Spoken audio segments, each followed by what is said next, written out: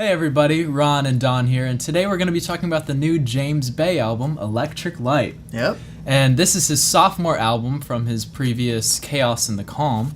And I think it's really good. It was a great listen. So so we've all heard "Let It Go" from his first album, his ultimate radio hit. I believe his first album won a Grammy too. I don't know. For me, when I just skimmed through it, it just seemed like a bunch of radio pop rock. Yeah. You know, like what, the Lumineers or something. Yeah.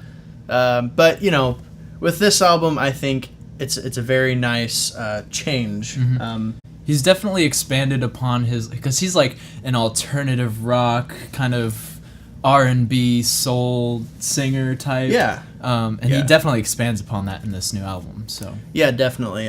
So let's just dive into it. So we have like a little intro. There's an intro and interlude in this, and kind of like makes it a concept album, I guess, for like breakups. But these just don't really seem to have a purpose on here.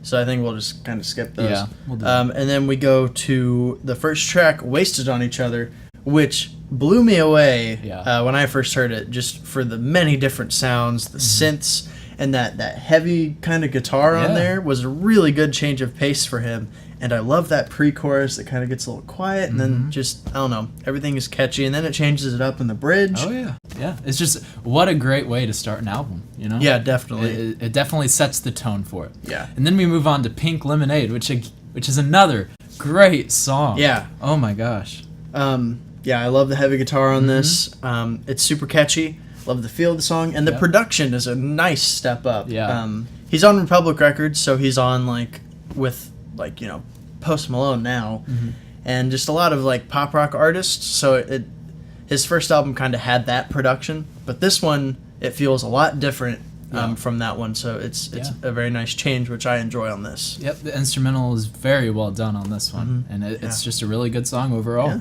Then we move on to Wild Love. Yes, Wild Love is a nice like kind of ballad type, with some really nice synths. Like the synth work on this song is very impressive. They kind of feel a little disoriented, like going backwards a bit. And it's just a very catchy song with a nice chorus. I believe this was his first single he put out for this song. I'm not entirely sure about that, but I think this was. But yeah, his vocals are super well done, and it kind of has that gospel feel to it. Yeah, it's got that choir in there. I love it. It's nice.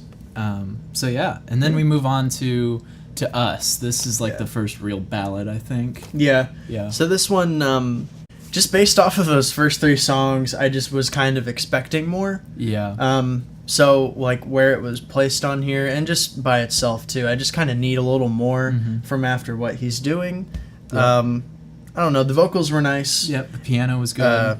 And this one feels like just a radio hit to me. Yeah. And you still get that like gospel kind of choir in the back too. But it's nice for what it is. Yeah. Just I kind of needed a little more on this. Yeah. And then In My Head is kind of more of the same with a catchier chorus. And it's more upbeat. But again, I just kind of needed a little more.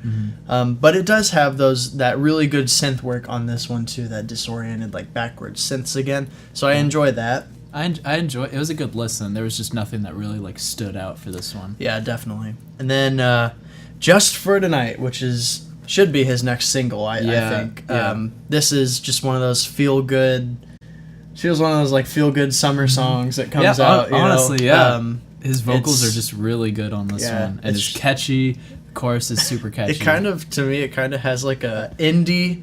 Bon Jovi, John Mellencamp vibe. I kind of get that from this song. His vocals are really good. Yeah, it's a nice song. It just, to me, like the sound on this one just kind of, within the album, it kind of clashes with Wasted on Each Other, Pink Lemonade, and Wild Love, which I kind of feel a lot more on the rest of this album too. From here on out, like it has this other sound that just really clashes with the beginning sound on the album. But they're still good songs for what they are. Yeah, exactly.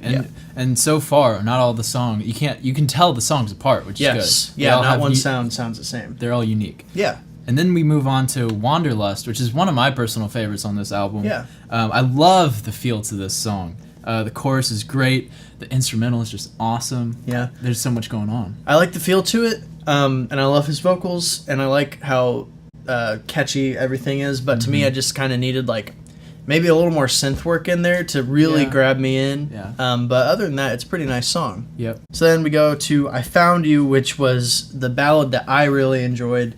It had that really weird intro. It's super catchy, and the synth work on there was really, really good and captivating, and it's in that 6/8 time, so it has a swingy feel. And that gospel R&B type feel. It's awesome. Yeah, it's nice. It's the first ballad on here that really captivated me. And then Sugar Drunk High, which is just one of those, not heavy sound, but it's got those heavy guitars in there. Yeah. I love the instrumental to this one. It's got a catchy chorus. His vocals are great. This is just a really strong James Bay song. Yeah, definitely. And then Stand Up, which starts off with this amazing, like, I don't know what it is. It's like this harmony kind of... I don't know how to explain it. I don't know, but Bon Iver does it on 715 Creeks. And he does it like the whole time. It's a short song, but it's truly captivating and super emotional. On here, James Bay does it for like a minute or 40 seconds, and it's like, I love it. But then he just changes it up into this like boom bap. It reels you in. Yes. And then it's like, okay, I want to keep going with this and see where it goes. But he goes back into his like kind of normal feel. So I don't really care for like that part of the song. I love the beginning. Don't really care for the second half. But then the bridge is this super awesome build-up that you haven't heard yet on the album, and that's another really captivating part of the song. It's just so full. It's exciting. But I just wish there was more of that harmony type vocal thing. Yeah, it's a good song for what it is, and I think a lot of his fans and a lot of people are going to enjoy it. I just would have kind of pieced it together just a little differently. But again, that's just my opinion. And then Fade Out, which is probably one of my favorites too. It's got a really nice kind of groovy feel. His falsetto in that chorus is just really good. And Definitely. I personally think he should have ended with this song instead of Slide. But and for it's what called it Fade is, Out. It's the synth in this one is really good. Yes, the production on this is probably my favorite. It's this like dreamy feel and kind of slow, but not. And I really enjoy that quite a bit. And then the last song on the album is Slide, and it's a ballad. And it doesn't, I don't know, ballads usually, unless they're truly emotional, captivating ballads with something different in there, they don't really do it for me at the end of an album, and this one is kind of like that. It just feels like an average ballad, piano ballad. So. There's just nothing else to it. So, and you have all that build up after those last three songs, it just kind of doesn't feel like a good payoff at the end of the album. So, overall, what are your positives for this album? The positives I had for this was the overall production, the vocals, the synth work.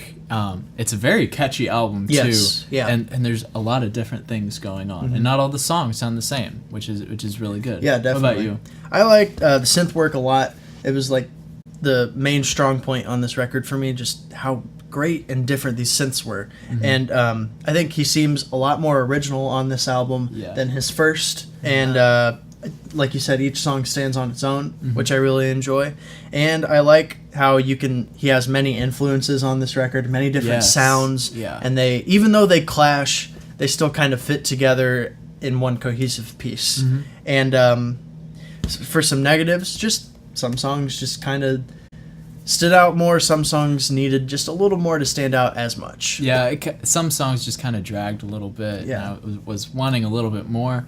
But overall, Brandon, what would you give this album? Overall, I'd give it a strong B.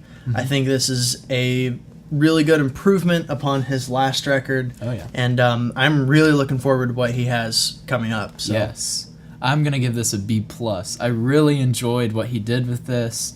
All of the songs just they fit really well together. Maybe I wish that he would added something else, like a little bit more to a few songs, but overall it's really good. Yeah, it's a strong record, and we really like it. So tell us what you think. Do you agree with us? Do you disagree? Please let us know.